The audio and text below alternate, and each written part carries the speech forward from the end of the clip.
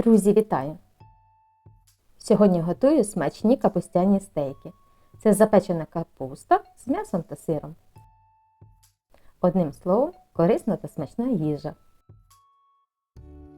Подивіться, яка краса! Капуста. Краще, щоб це була капуста ранніх сортів. Вона більш соковита та ніжна. Для цього підходить ідеально. Розрізаю капустину на стейки шириною приблизно 2 см.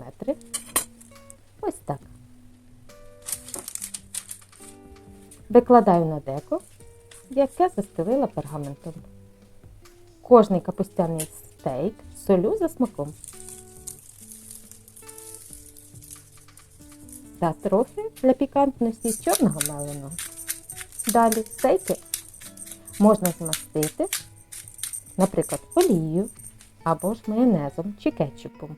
І викладати любу начинку. Від грибів до курячого м'яса у мене сьогодні свиний фарш. Пів кілограма. Солю його, додаю чорний мелений та зелену цибулю. Також невелику кількість води. Адже фарш не має бути сухим.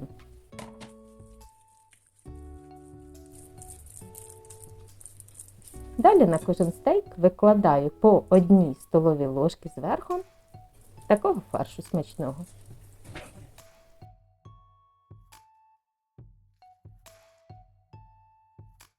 Зверху змащую соусом сацебелі або кетчупом.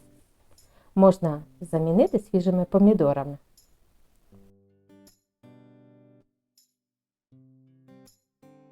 По краплинці майонезу або сметани. І все. Дуже швидко готується. І в духовку температура 200 градусів, режим конвекція вверх та вниз. Коли пройшло 40 хвилин, дістаю, присипаю твердим тертим сиром і в духовку до утворення апетитної сирної скоринки. Це займе ще приблизно 8-10 хвилин. Друзі, корисна, смачна їжа готова. Подивіться, яка краса. Обов'язково спробуйте, якщо не готували. А з начинками завжди можна експериментувати. А я усім бажаю смачно їсти, бути здоровими.